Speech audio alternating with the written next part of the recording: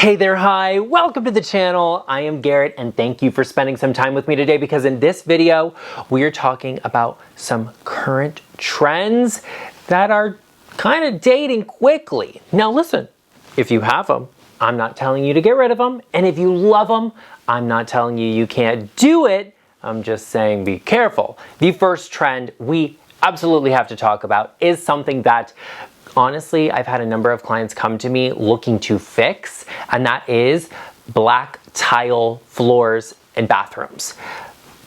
You know, I mean, the black and white trend, pretty big, okay? We like it, and there's always a sense of timelessness about black and white in a home.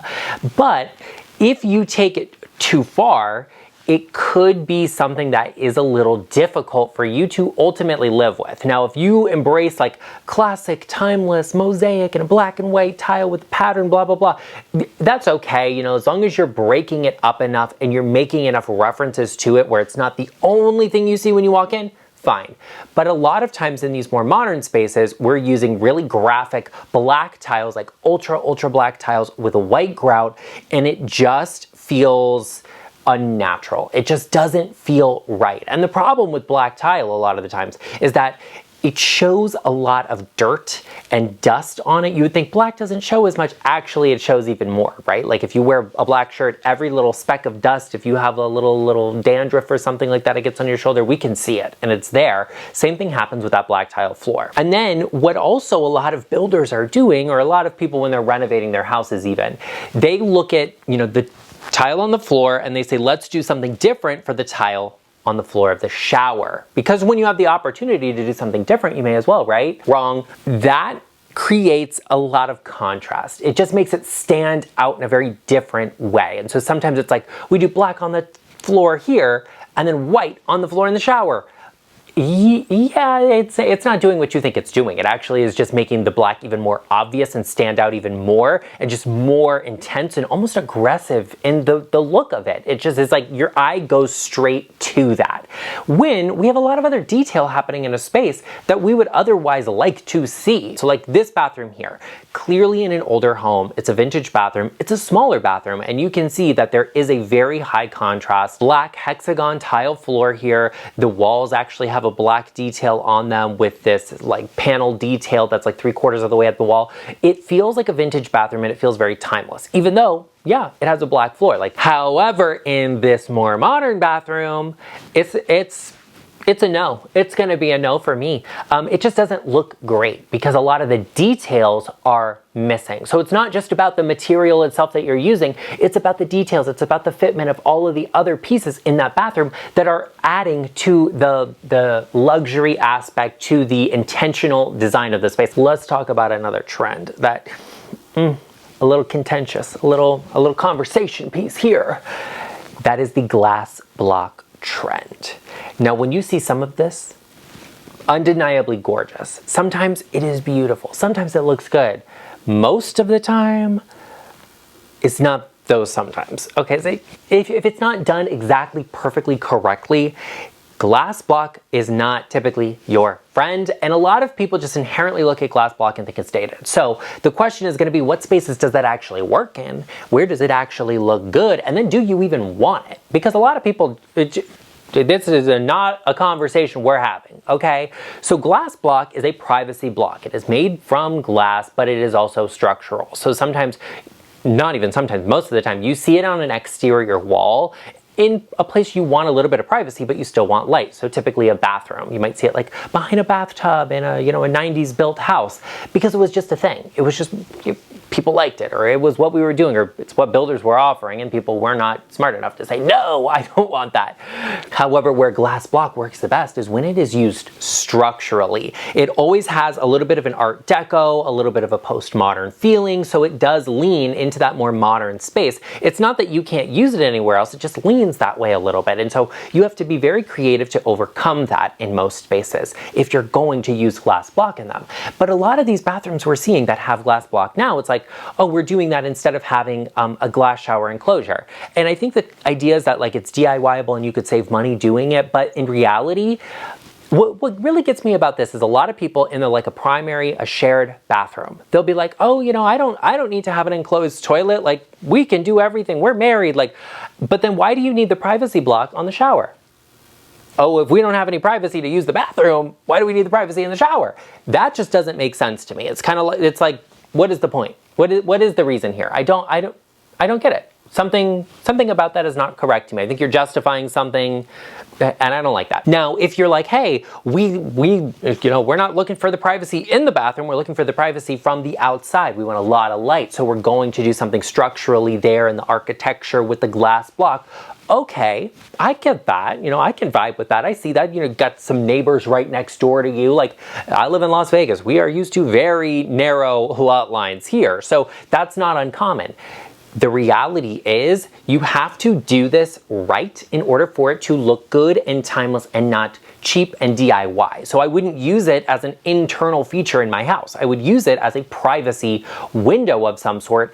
The big takeaway I want you to have here is that you use it in a full wall. If you're going with glass block, typically you have to build new to do this, but go with a full wall and try and add a curve to it of some sort, or try and make it feel architecturally intentional so it doesn't just feel like a bunch of glass blocks there instead of a window, right? I want it to feel like, hey, we could not possibly do this with a piece of glass, or we would not have the level of privacy we do now if we use glass. That's what glass block is meant for, and that's what it should be used as. So it's not about saying you can't use it. I'm just saying it will always feel a little bit dated because it was used so heavily in the 80s and 90s. It's always going to have a little bit of that reference.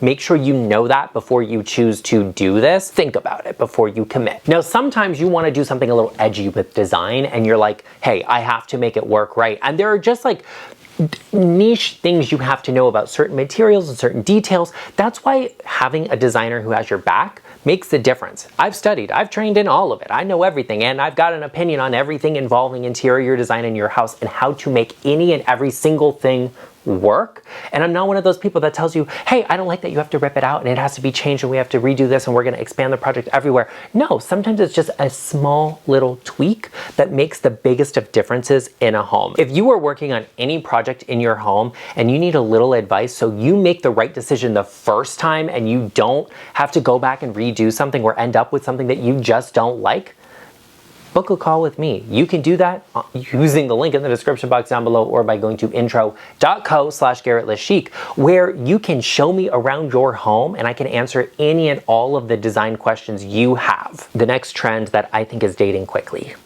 is Slatboard.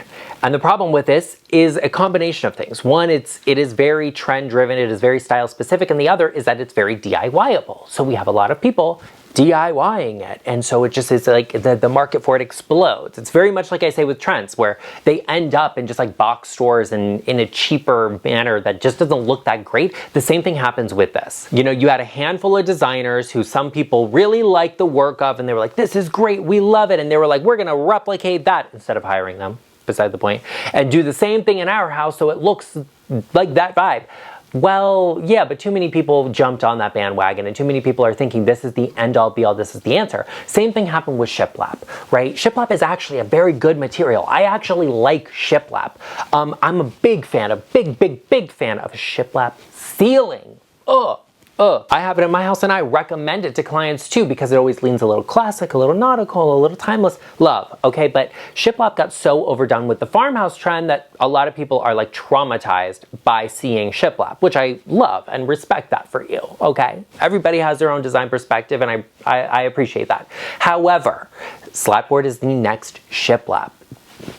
It's pure and simple. I mean, it's basically identical. It's just like the more modern version of shiplap. And actually, people were like, we're going to do the shiplap and paint it black. And that was the modern version. Now it's Slatboard.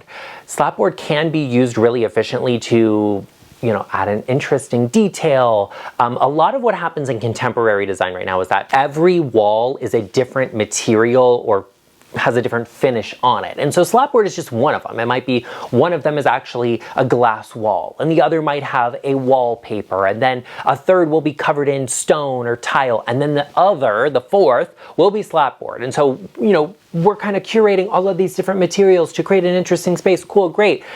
But at this point, the trend, in my opinion, is a little oversaturated. It started even with like pole wrap, people were doing it, and then the manufacturers were like, wait a second, people like this, and they actually like the inside, they're using it inside out instead of wrapping a pole in it, they're using the like cut pieces of it. Hilarious to me. And then they started being like, well, we'll just manufacture this and fabricate it, and people can go install it in their house and it'll be great. We're seeing a little bit too much of it. Not everything is for you, and not every trend is going to be a timeless one.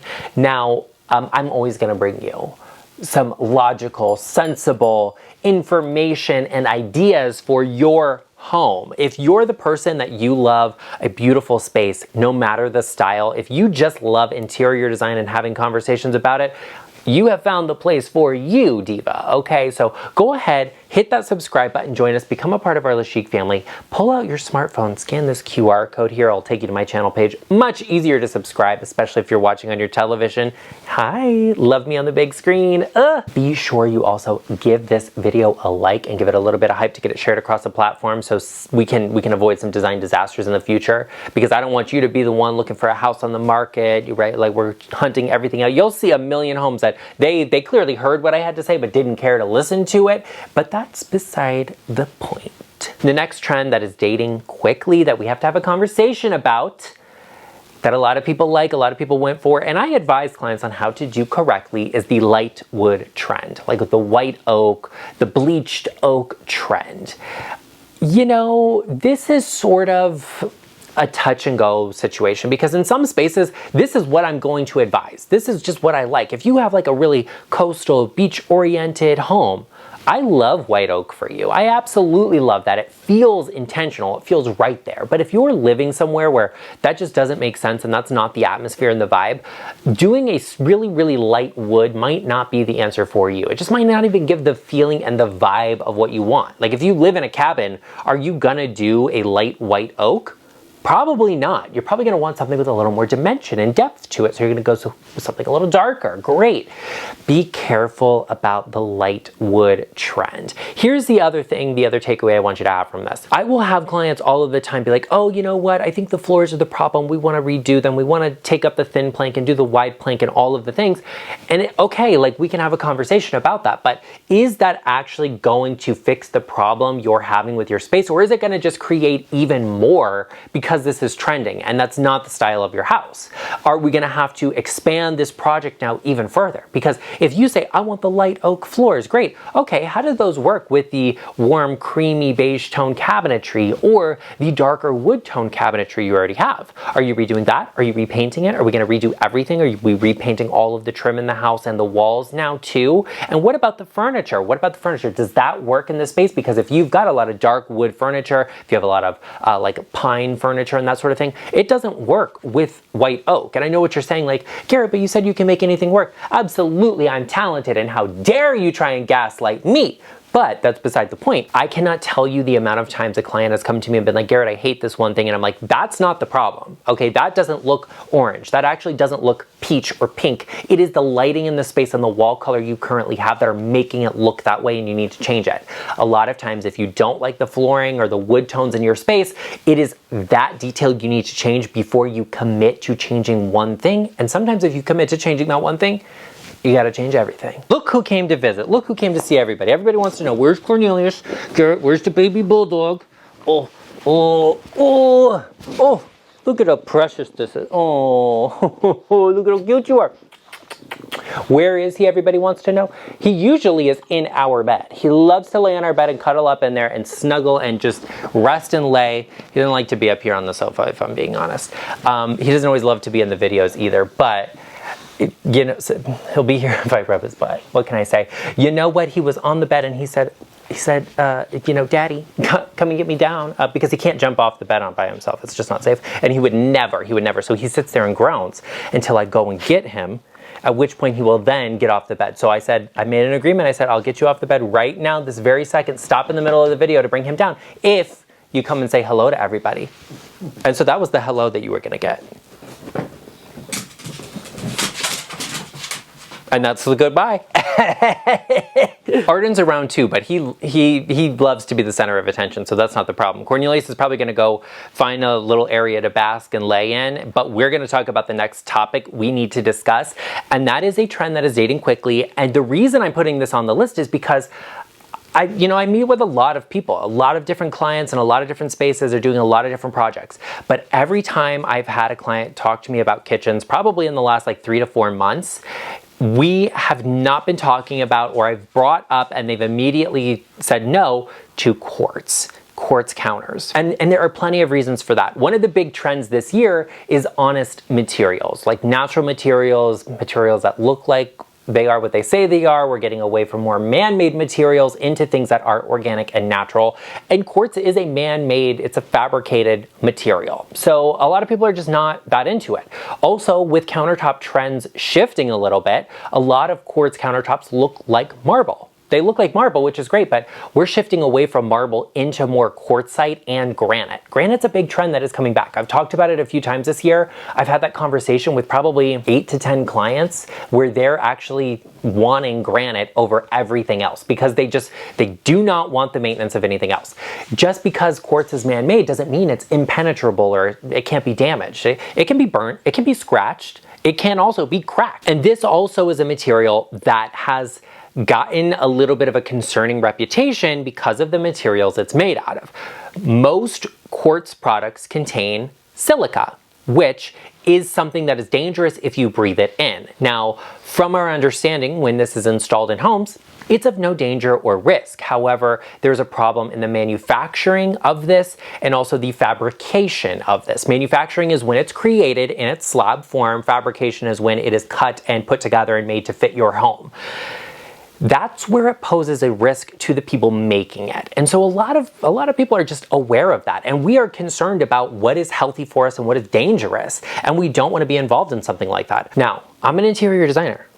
I'm not a scientist, okay? I know a lot of people think I'm everything to them, which I love for you, but I am not a scientist. So in regards to the whole silica issue with the quartz, that's something you're gonna need to do your own research on. You're gonna have to decide if that's gonna be right for you or if it's something that you wanna engage in.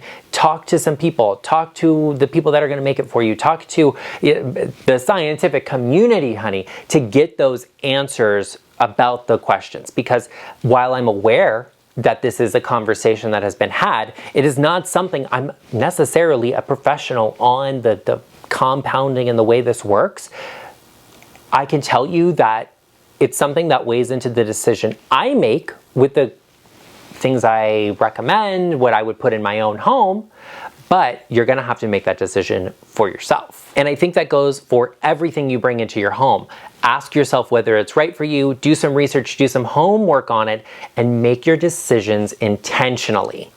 That's how you're gonna avoid having a trend that dates quickly, something that is dangerous for you, or something that honestly is just not gonna look good very long, whether it's dated or not. We want our spaces to be beautiful and truly reflective of who we are. Well, there you have it, everyone. I hope you enjoyed this video and learned about some of the things that are trends that could date quickly and are making decisions accordingly. However, be sure you also check out this video right over here, all about some of the things that are gonna make your house look cheap and you should avoid. Be sure you check it out and I will see you over there.